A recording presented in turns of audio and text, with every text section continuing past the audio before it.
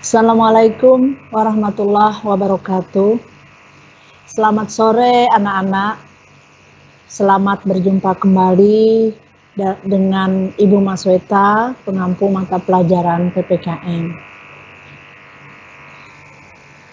Pada pertemuan kali ini kita akan membahas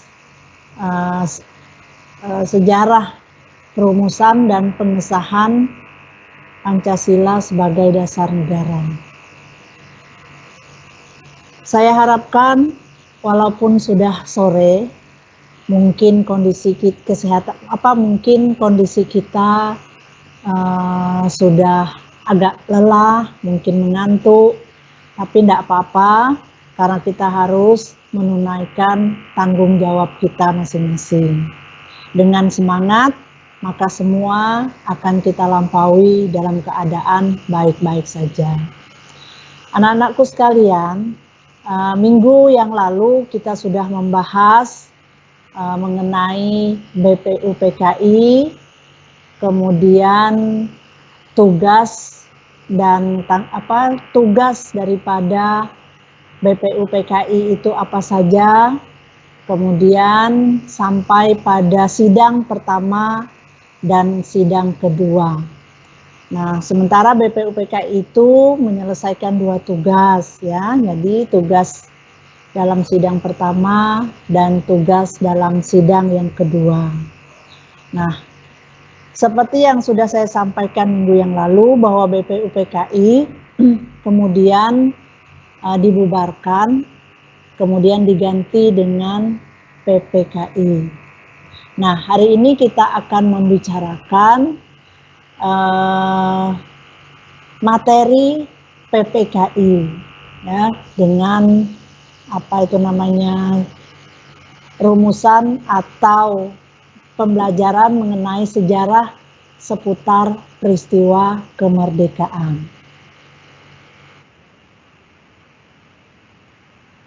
Nah,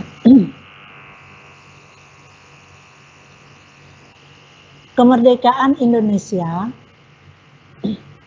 mencapai puncaknya pada tanggal 17 Agustus 1945.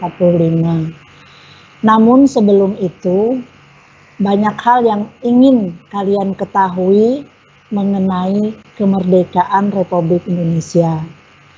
Kemerdekaan Republik Indonesia tidak lahir begitu saja atau dalam pelajaran tentang BPUPKI bahwa pemerintah Jepang pernah menjanjikan Indonesia merdeka. Nah, janji memberikan kemerdekaan oleh Jepang itu ingin diberikan ya pada tanggal 7 September 1945. Nah, sebelum itu mari kita melihat bagaimana sejarah perjuangan Indonesia merdeka. Nah, setelah dibubarkannya BPUPKI pada tanggal 7 Agustus 1945, kemudian dibentuklah PPKI. PPKI itu adalah Panitia Persiapan Kemerdekaan Indonesia untuk menggantikan BPUPKI. Mari kita lihat sejarahnya. Nah, sebelum Indonesia merdeka, dunia mengalami perang yang kita kenal dengan Perang Dunia Kedua.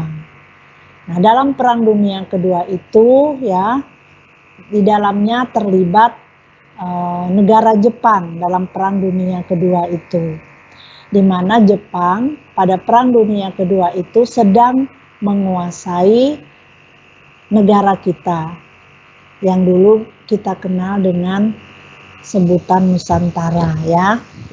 Nah, dalam Perang Dunia Kedua itu yang kita kenal dengan Perang Asia Timur Raya, Jepang ya mengalami kesulitan. Nah, kita lihat sejarahnya. Pada tanggal 6 Agustus 1945, kondisi pemerintahan kolonial Jepang itu sangat kritis. Mengapa?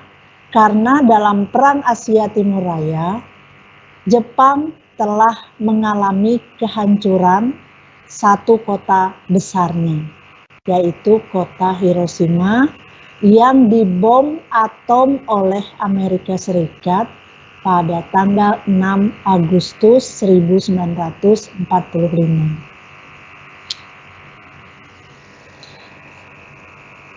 Menghadapi situasi yang sangat sulit tersebut, ya, maka pemerintah Jepang melalui Jenderal Terauchi menyetujui pembentukan Dokuritsu Jonbi Inkai, atau dalam bahasa Indonesia kita kenal dengan Panitia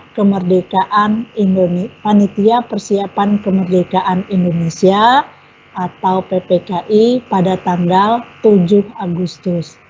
Artinya satu hari setelah jatuhnya kota Hiroshima ke tangan Amerika Serikat. Nah, setelah satu hari, Jenderal Terauchi yang berkuasa pada saat yang diberi kekuasaan oleh pemerintah kerajaan Jepang di Indonesia kemudian membentuk PPKI. Apa tugas PPKI? Tugas Panitia Persiapan Kemerdekaan Indonesia sama dengan tugas BPUPKI, ya. Tetapi tidak lagi mengadakan sidang-sidang seperti pembahasan masalah dasar negara, pembahasan mengenai ketatanegaraan dan lain sebagainya, itu tidak lagi membahas hal-hal seperti itu. Nah, fokus tugas PPKI ini adalah Indonesia merdeka, ya. Jadi Jepang memang telah berjanji kepada kita agar Indonesia itu diberi kemerdekaan. Kapan Indonesia akan diberi kemerdekaan? Tepatnya pada tanggal 7 September tahun 1945. Nah, namun situasi yang buruk menyebabkan bangsa Indonesia ini semakin ragu apakah janji Jepang ini akan terlaksana atau tidak. Mengingat bahwa Jepang sudah mengalami krisis, ya, bahwa kota besar Jepang sudah jatuh ke tangan Amerika Serikat. Jadi maka PPKI tadi melanjutkan tugas BPUPKI, fokusnya adalah mempersiapkan Indonesia merdeka. Ketuanya, ya, ketua PPKI ini adalah Insinyur Soekarno dan wakilnya adalah Muhammad Hatta. Harus diingat ya, bahwa PPKI diketuai oleh Insinyur Soekarno dan wakilnya Muhammad Hatta. Berbeda dengan BPUPKI. BPUPKI masih ingat anak-anak? Ketuanya adalah Dr. Rajiman Widyo Diningrat. Ada wakil ketua dari Jepang dan ada wakil dari Indonesia. Wakil dari Indonesia masih ingat ya, namanya Raden Panji Suroso.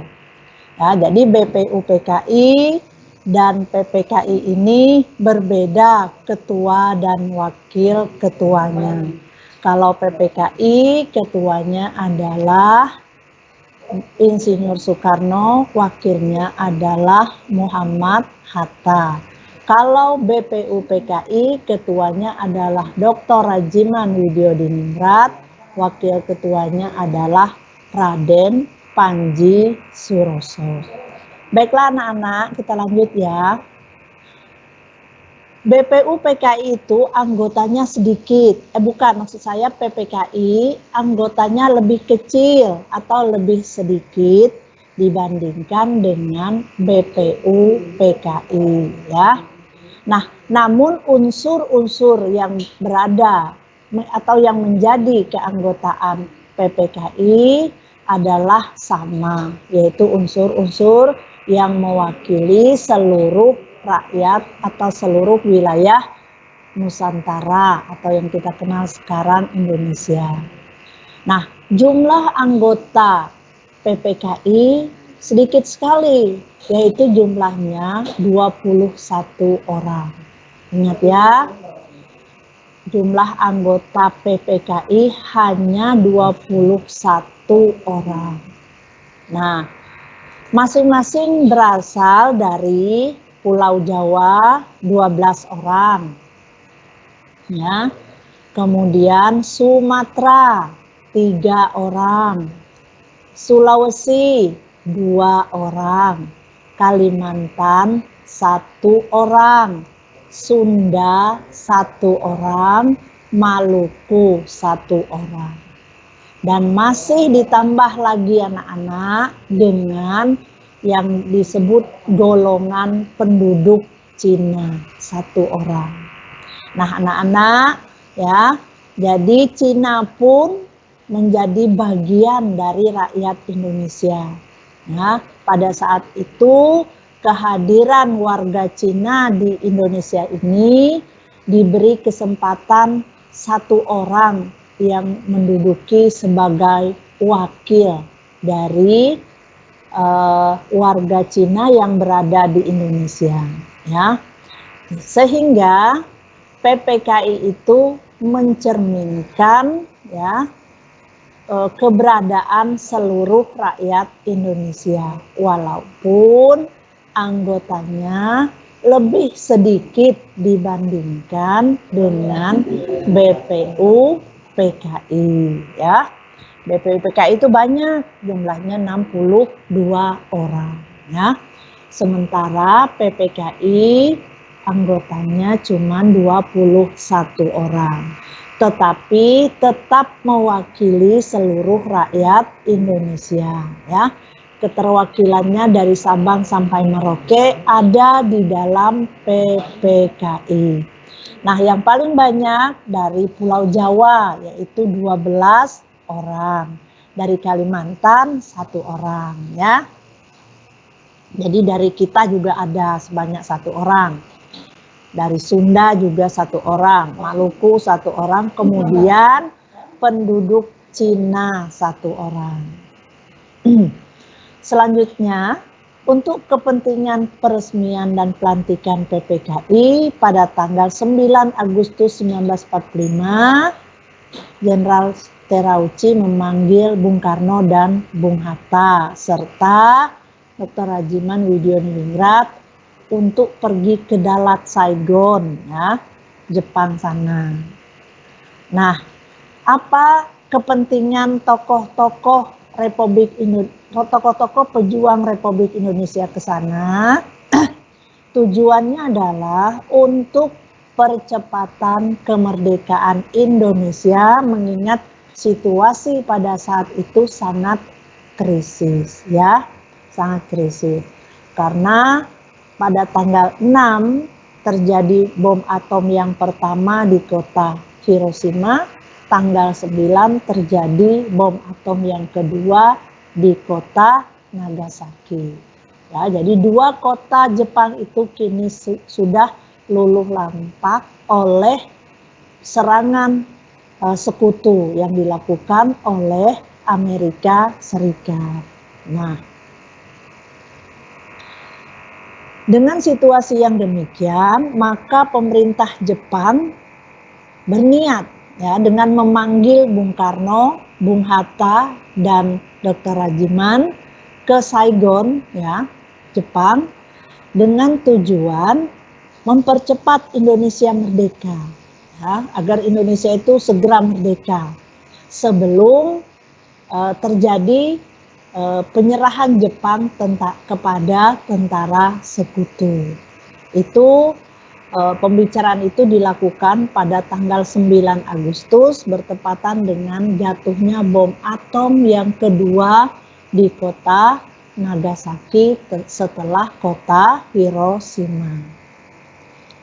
Nah, suasana sebelum proklamasi kemerdekaan itu bagaimana? Ya.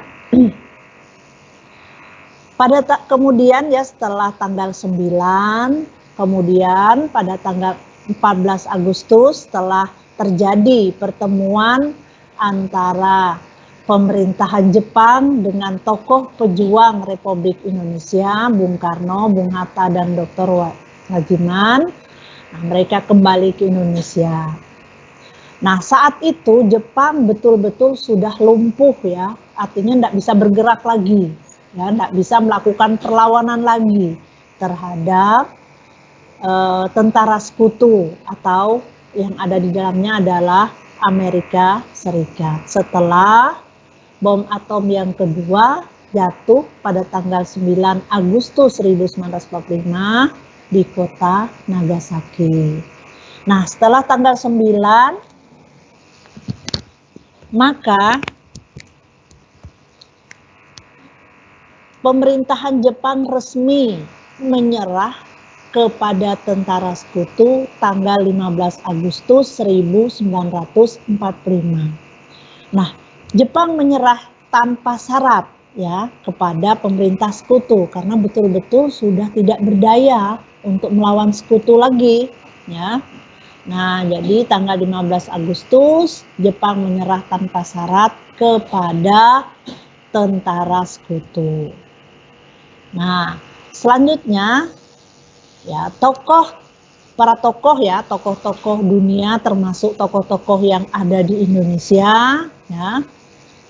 Tokoh-tokoh Perang Dunia Kedua memiliki ide untuk segera memproklamasikan kemerdekaan Indonesia tanpa menunggu keputusan Jepang ya.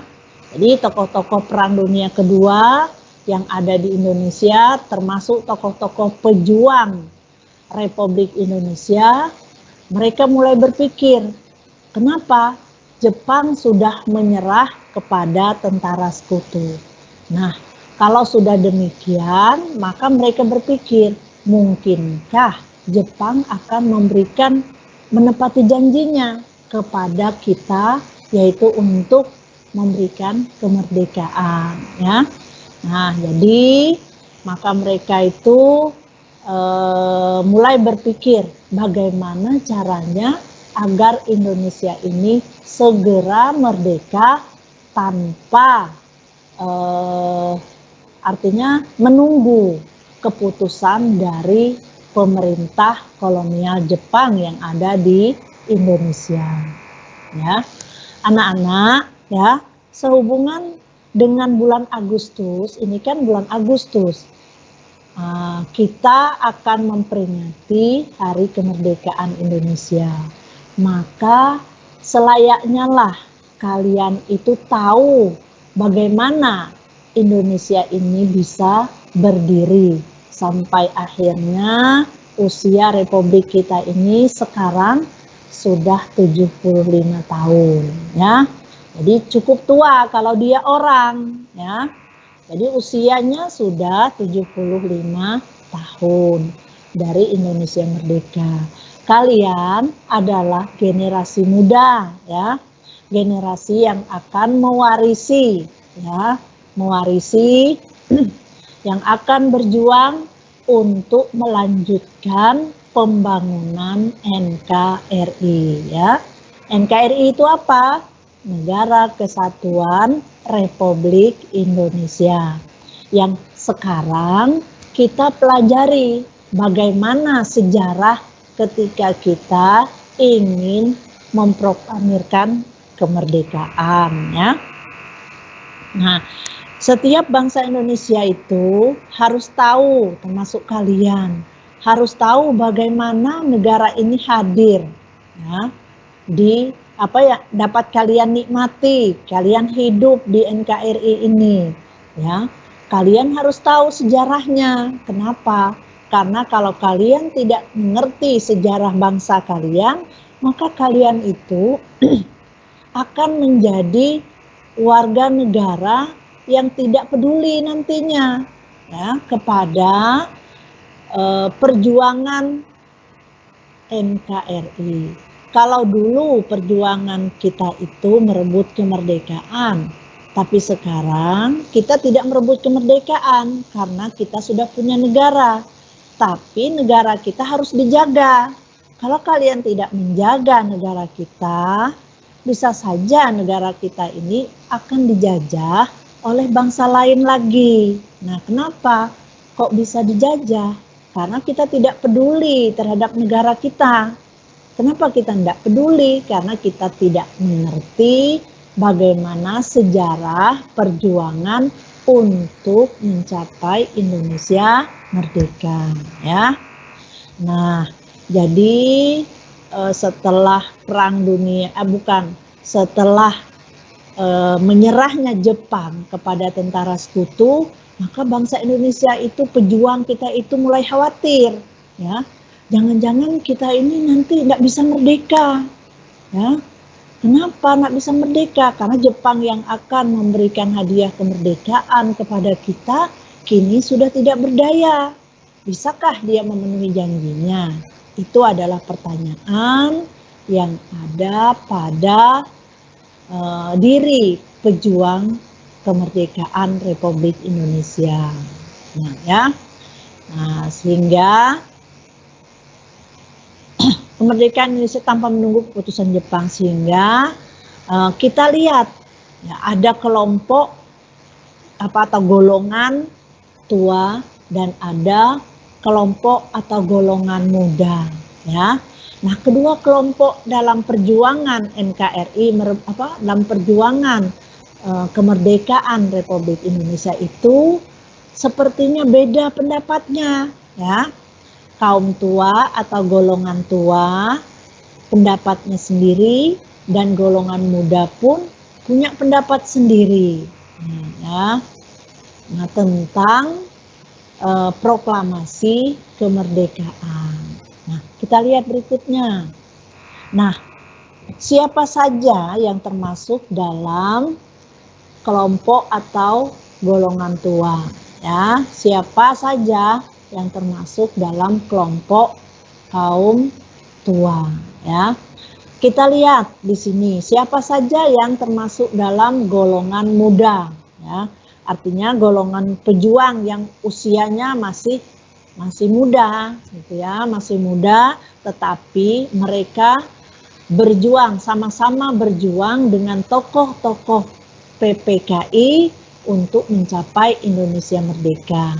Karena golongan muda ini ya bukan anggota PPKI, tetapi misi mereka sama-sama Indonesia merdeka. Siapa mereka? Coba kalian lihat, ada yang disebut dengan kelompok Asrama Menteng 31, ya. Siapa tokohnya? Tokohnya adalah Khairul Saleh dan Sukarni. Nah, ya. Ada lagi kelompok yang tergabung dalam perkumpulan golongan muda yang kedua, yaitu kelompok Asrama Indonesia Merdeka. Siapa tokohnya? Yaitu Subarjo. Kemudian ada lagi kelompok berikutnya, yaitu kelompok yang ketiga, yaitu kelompok Asrama Mahasiswa Kedokteran. Siapa ketuanya atau tokohnya? Yaitu Sultan Syahrir, ya. Nah, jadi anak-anak, mari kita belajar, ya. Bagaimana mewarisi semangat para pejuang. Walaupun masih muda, tokoh-tokoh ini mempunyai semangat yang menyala untuk Indonesia merdeka, ya. Tekad mereka sangat kuat untuk mendirikan Republik Indonesia ini. Kenapa? Karena mereka tidak tega melihat bangsa Indonesia di bawah penindasan para penjajah, ya. Nah, mereka tahu bahwa kita sudah dijajah tidak hanya 10-20 tahun, ya, tapi kita itu dijajah ratusan tahun. Nah, mungkin kalian sudah belajar sejarah waktu kalian di sekolah dasar, bahwa kita pernah dijajah oleh bangsa Portugis, bangsa Inggris, bangsa Belanda yang paling lama, terakhir adalah bangsa Jepang. Dan ya, durasinya, waktunya cukup lama, 3,5 abad.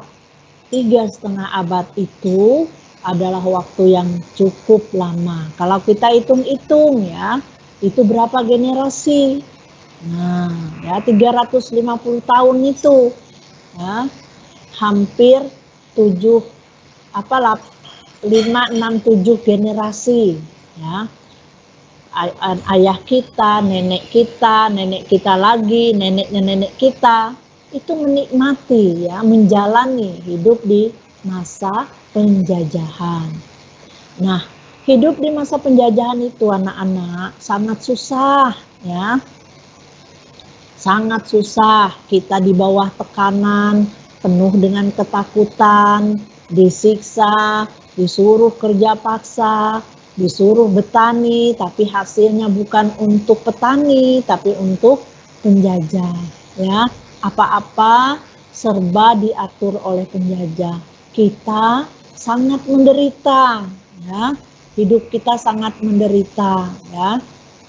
Jadi dengan kondisi seperti itu, maka para pejuang kita bertekad, kita harus mengakhiri situasi sulit seperti ini, situasi yang menyakitkan seperti ini, ya. Dengan cara apa? Kita harus punya negara, ya. Jadi untuk bisa memiliki NKRI ini anak-anak susah sekali. Kita tidak hanya mandi keringat, tapi juga mandi darah. Banyak warga kita yang meninggal, ya, baik yang tertulis namanya maupun yang tidak tertulis namanya. Mereka itu adalah pahlawan untuk NKRI, ya. Nah, jadi sekarang kita mau memperingati hari kemerdekaan kita. Mari kita merenung ya sejenak dengan mempelajari bagaimana sejarah Indonesia itu merdeka. Apa betul kita itu hadiah?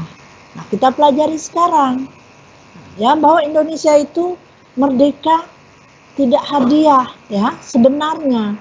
Nah, kita sudah berjuang walau selama 350 tahun kita dijajah, kita tidak diam sebenarnya. Hanya saja perlawanan-perlawanan yang kita lakukan itu tidak serentak ya. Nah, dilakukan oleh raja-raja saja, hanya untuk daerah-daerahnya saja. Sehingga secara keseluruhan Indonesia itu tetap saja dijajah oleh bangsa penjajah. Ya, misalnya, apakah di Sumatera mereka menerima penjajah? Enggak. Mereka juga melakukan perlawanan. Mereka juga mengusir penjajah. Tapi di Sumatera misalkan tidak ada. Di Jawa tetap ada. Di Kalimantan ada. Nah, ya. Nah, sehingga mereka tetap leluasa melakukan tindakan-tindakan ya yang menguntungkan mereka, sehingga kita kenal dulu ada istilah politik divide et impera atau politik mengadu domba. Siapa yang diadu domba itu anak-anak? Yang diadu domba itu adalah raja-raja. Raja-raja yang tidak suka dengan penjajah. Mereka diadu domba sama-sama raja. Sehingga raja-raja sibuk berkelahi, sibuk perang, mereka menikmati. Ya, menikmatinya bagaimana? Dengan mengambil alih semua kekayaan alam bangsa Indonesia. Ya. Nah, itu diketahui, kondisi itu ya, diketahui oleh tokoh-tokoh kita ini, termasuk kelompok muda yang usianya masih muda ini ya. Yang termasuk dalam kelompok muda tadi seperti Hairul Saleh, Sukarni, Subarjo, dan Sultan Syahrir. Nah, mereka bersemangat luar biasa untuk mendesak PPKI, karena PPKI ini mereka katakan ya, mereka sebut dengan kaum tua, kelompok tua atau golongan tua ya. Nah, untuk memerdekakan Indonesia ini segera karena kondisi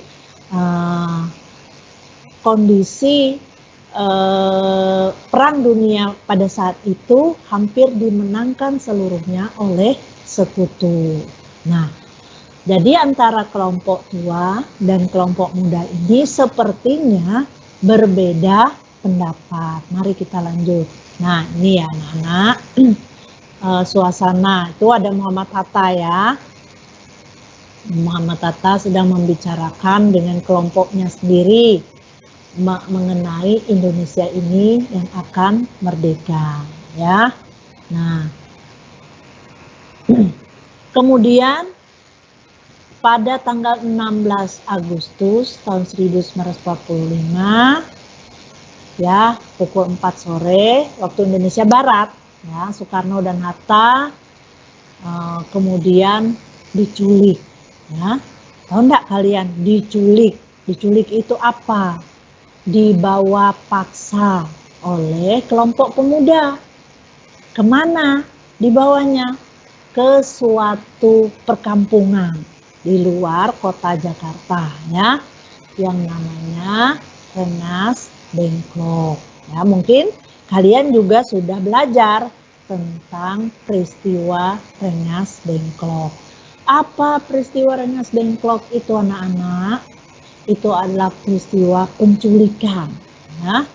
Nah, tapi bukan menculik kayak sekarang ini ya, ada anak diculik kemudian diambil organ tubuhnya. Enggak begitu. Nah, mereka menculik Bung Karno dan Bung Hatta ini ya, supaya mereka itu jangan takut memproklamirkan kemerdekaan Indonesia. Nah, ya. Kenapa? Karena mereka menganggap bahwa Bung Karno dan Bung Hatta yang menjadi anggota PPKI ini atau ketua dan wakil ketua PPKI ini merasa ragu ya, merasa mereka itu ragu untuk segera memerdekakan Indonesia ya. Nah, kemudian dibawalah ke suatu tempat. Nah, tempat itu di pinggir kota Jakarta, tepatnya ya di sawah. Nah, di Rengas Dengklok itu di persawahan. Nah, dimintalah Bung Karno dan Bung Hatta ini agar memproklamirkan kemerdekaan. Nah, anak-anak mungkin bertanya, kenapa harus Bung Karno dan Bung Hatta yang memproklamirkan kemerdekaan? Nah, mungkin ada pertanyaan semacam itu. Nah, itu karena ya Bung Karno dan Bung Hatta itu adalah tokoh resmi ya yang berada dalam sebuah organisasi yang namanya PPKI. Nah, hanya merekalah yang mempunyai kewenangan untuk menyampaikan kepada dunia bahwa Indonesia merdeka. Ya, jadi kaum muda itu tidak berhak, walaupun mereka berani menyampaikan, membacakan teks proklamasi, tapi mereka tidak punya dasar hukum. Ya, mengapa? Karena mereka bukan anggota PPKI. Nah, bisa saja, misalnya ini Hairul Saleh atau Soekarni yang membacakan naskah proklamasi. Tapi apakah dunia mau mengakui kemerdekaan Indonesia? Nah, ya. Sehingga mereka harus memaksa Bung Karno dan Bung Hatta untuk jangan ragu lagi untuk memproklamirkan kemerdekaan Indonesia, ya. Karena Jepang itu sudah resmi menyerah kepada tentara sekutu pada tanggal 15 ya, Agustus tahun 1945 ya. Sehingga para pemuda ini merasa khawatir, jangan-jangan kita tidak jadi merdeka ini, ya. Jangan-jangan kita tidak jadi merdeka. Nah, kalau kita sampai tidak jadi merdeka, maka penjajahan akan terus berlanjut. Nasib kita akan terus sengsara, ya. Kalau sampai kita diambil alih oleh tentara sekutu, karena ya sekutu sudah menang, Jepang sudah menyerah. Nah, mereka khawatir kalau sekutu sudah mengambil alih daerah-daerah yang dikuasai oleh Jepang, bisa jadi Indonesia pun akan bernasib buruk. Apa nasib buruknya? Kita nggak jadi merdeka, ya, nggak jadi merdeka kita. Nah, jadi akhirnya disepakati oleh kelompok pemuda tadi menculik Bung Karno dan Bung Hatta. Dibawalah mereka itu ke Rengas Dengklok. Dipaksalah mereka di sana. Nah, di sana ya terjadi perdebatan sengit. Ya, pokoknya ngotot-ngototan. Bung Karno, Bung Hatta itu ngotot, tidak mau memerdekakan Indonesia. Alasannya apa? Nah, alasannya saya tidak ingin melihat terjadinya pertumpahan darah lagi. Kata Bung Karno, kalau kita proklamirkan kemerdekaan kita sekarang, sementara tentara Jepang masih banyak di daerah kita, di Indonesia ini, jangan-jangan akan terjadi pertumpahan darah. Saya tidak ingin melihat saudara-saudara saya mati, ya, bersimbah darah untuk sebuah keputusan yang tidak tepat. Itu kata Bung Karno. Tetapi kaum muda juga punya pendapat. Kalau Bung Karno tidak memerdekakan, tidak memproklamirkan kemerdekaan kita sekarang, maka nasib bangsa Indonesia akan lebih tragis lagi. Kenapa? Karena kita terus-menerus akan berada dalam cengkraman penjajah lagi. Nah, sudah selesai, Jepang sudah menyerah, kembali kita akan dikuasai oleh penjajah lagi. Siapa? Yaitu sekutu. Sekutu itu siapa? Ada di sana ada Amerika Serikat, ya, kemudian ada Italia, bahkan juga ada Belandanya.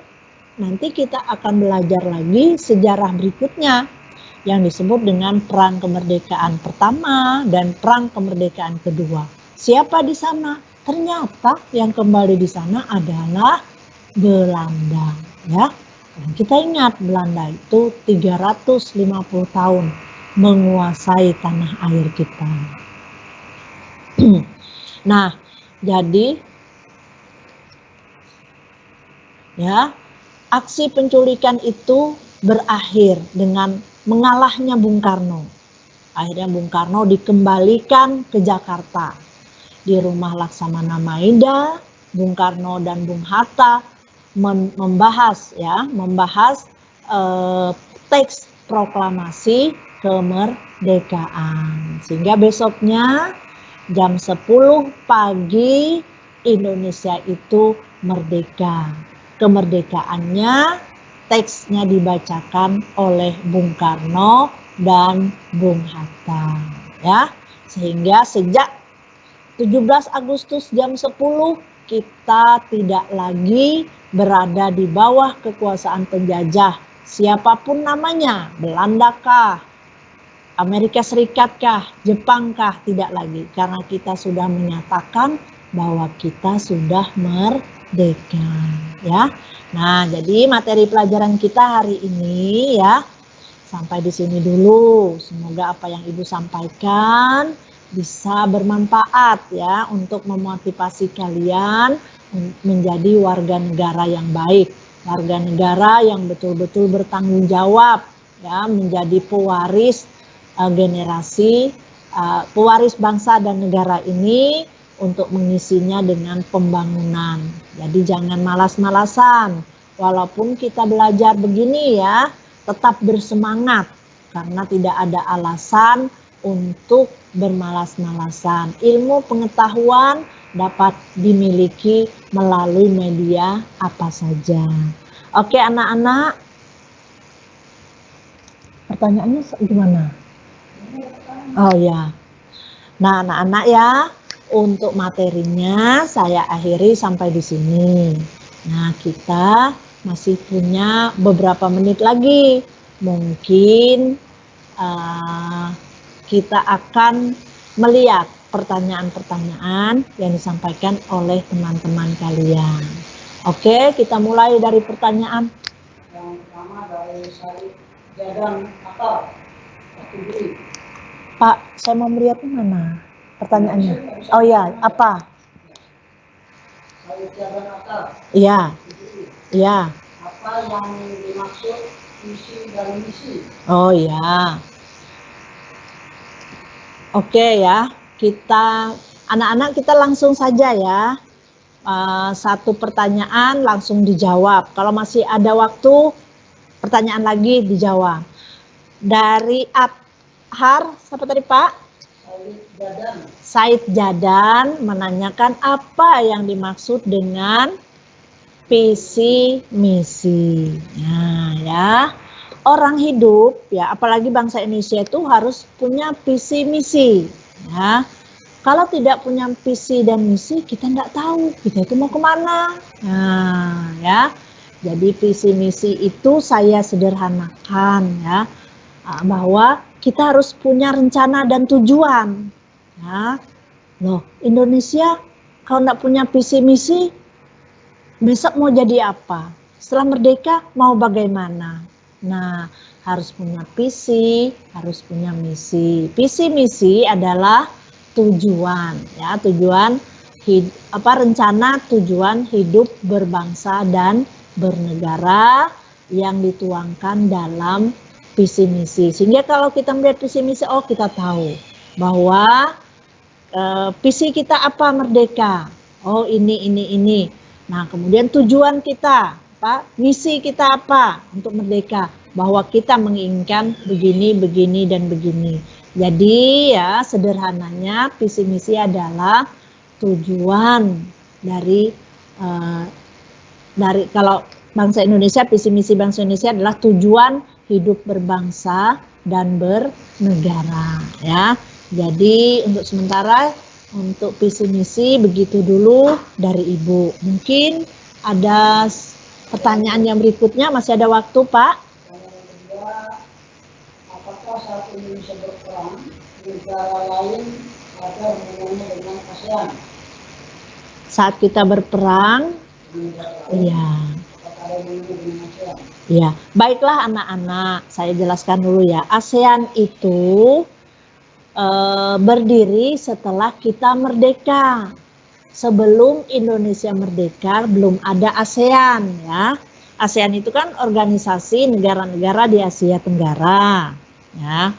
Nah, waktu tahun 1945 ASEAN itu belum ada, tapi negara-negaranya ada ya, sudah negaranya.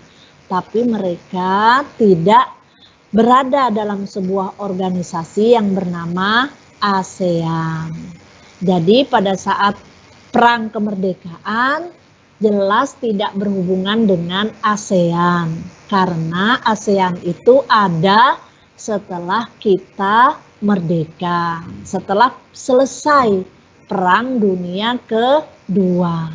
Jadi pada saat Perang Dunia Kedua, ASEAN itu tidak ada atau belum lahir ya. Jadi tidak ada hubungannya dengan Perang Dunia dengan perang kemerdekaan kita ini. Gitu ya jawabannya. Yang terakhir, Alia Putri, Wasilah. Kenapa bangsa Indonesia sangat mudah untuk dijajah? Oh iya. Nah, anak-anak, mengapa bangsa Indonesia sangat mudah untuk dijajah?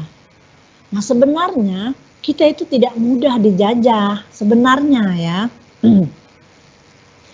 Nah, semua tidak mudah dijajah. Mereka datang ke tempat kita bukan untuk menjajah, pertama-tama mereka datang. Ya sejarahnya mereka tuh datang ke tempat kita dagang saja dulu ya. Mereka berdagang ke tempat kita. Mengapa mereka berdagang? Karena negara kita adalah negara yang terletak di antara dua benua dan dua samudera. Artinya tempat kita itu di persimpangan jalan. Orang mau ke utara, selatan, timur, barat, itu harus lewat wilayah kita. Begitu ya. Nah, pertama datang mereka cuma berdagang saja. Ya, tidak menjajah belum. Nah, setelah terjadi transaksi perdagangan, lama-lama mereka itu tertarik. Ya, tertarik. Wah, enak kalau kita menguasai Indonesia ini. Kenapa? Indonesia ini kaya. Nah, lama-lama terjadilah transaksi dagang yang monopoli. Mau dia sendiri, tidak boleh orang jual ke lain. Ya, tidak boleh jual ke tempat lain. Harus jual kepada dia. Nah, jadi transaksinya itu prosesnya itu tidak langsung menjajah, ya tidak, tapi berdagang dulu. Nah, setelah berdagang dulu monopoli, lama-lama baru membentuk pemerintahan mereka. Sejak mereka membentuk pemerintahan itulah, maka sejak itu baru dikatakan kita itu dijajah. Sejak berdirinya POC, ya semoga kalian masih ingat. Pelajaran mungkin kelas 6, Serikat Dagang Belanda atau POC itu didirikan ya, tahun abad ke-17 itu didirikan di Indonesia ini, di Indonesia ini. Nah, setelah itu lama-lama Serikat Dagang jadi pemerintahan yang mewakili pemerintah Belanda.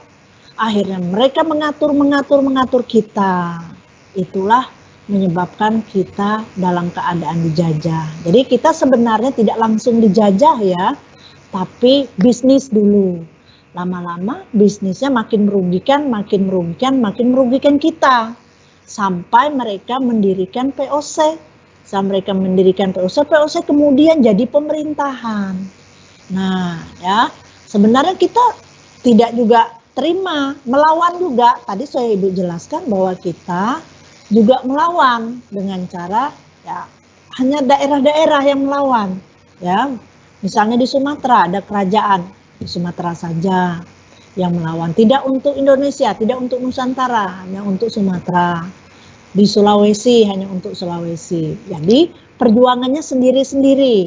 Nah, setelah kita mau merdeka, kita tidak bicara Sulawesi lagi, tidak bicara Sumatera lagi, tapi bicaranya atas nama Indonesia. Jadi kita tidak berjuang sendiri-sendiri, kita berjuang bersama-sama. Jadi begitu ya, kita tidak sangat mudah dijajah, enggak, karena prosesnya berangsur-angsur. Oke, gitu ya. Iya. Nah, begitu anak-anak ya.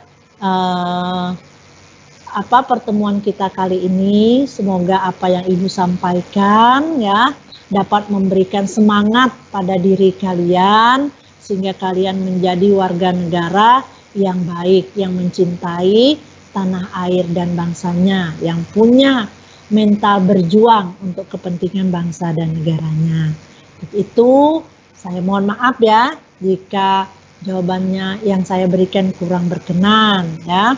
Nanti kita akan mungkin ketika kita bertemu di lain waktu kita akan membahasnya lebih rinci. Saya akhiri. Assalamualaikum warahmatullahi wabarakatuh. Selamat sore.